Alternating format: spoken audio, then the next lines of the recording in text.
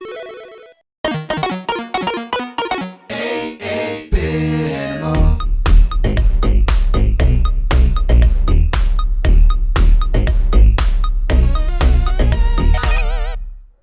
you doing, good people? This is the 8-Bit Animal, and today we're going to talk about probably one of the better NES titles that you might not have heard of. It came out in 1991, and honestly, the only reason I knew this game existed early on was because, one, I used to just play whatever I could come across that felt different at the rental places. I was really on some find something new and hot to make me feel alive type deal when I was like seriously hunting for NES stuff back in the day. Still kind of do that to this day, actually, just looking for new hotness. And this game definitely fit the bill. I saw commercials for it though on old TV game shows, old like those kid game shows that were hot in like the late 80s and very early 90s. Like Double Dare and Fun House and stuff like that. I saw commercials for this on one of those shows, and boy, it made an impression. And I rented this, and my mind was blown because this game is fantastic. I wish I had a copy today, but we'll talk about that a little bit later. Now I want to actually get into the game, because if you haven't played this, you should definitely figure out a way to play it because it's fantastic.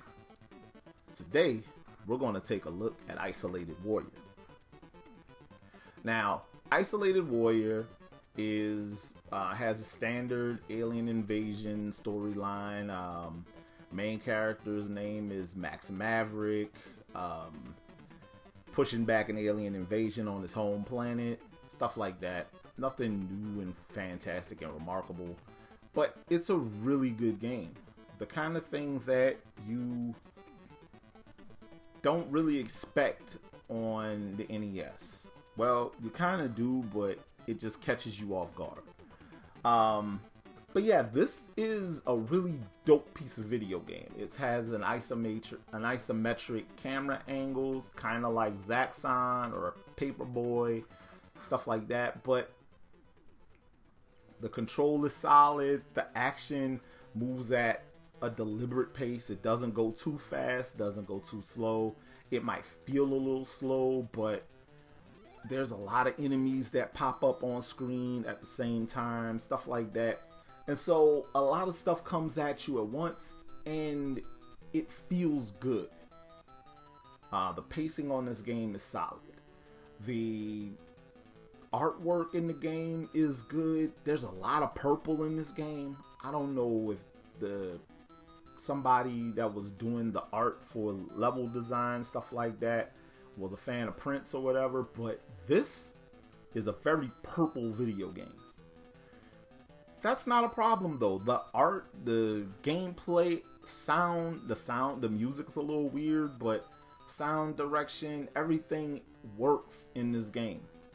And later on I found out it was developed by the same team that did Low G-Man and the G.I. Joe games on NES. So yeah, this game was born of a pretty good action game pedigree. And if you're looking for a great little action game to round out your NES library, this one might be a good one. Problem is, looking for a copy now. You remember when I said that I wish I had a copy, and I wish I still had a copy, because I think I had a copy for a minute, but there was something else that I really wanted to get and I traded this in.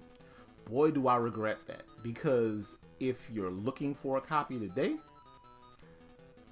copies of Isolated Warriors start at about $45, something like that. For on the cheap end, that's the cheapest I've seen, and run up to about $54. Well, the average price is about $54. They tick up from there. I've seen them as low as 36 and as high as 80 for a loose cart. So The range is kind of wide on this one, but the game is fantastic.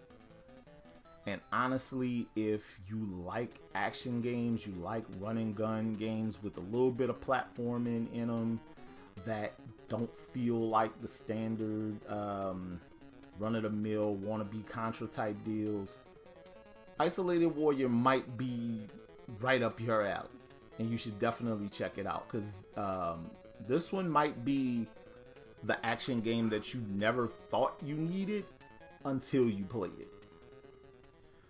This has been the 8-Bit Animal, and I'll catch you beautiful people tomorrow.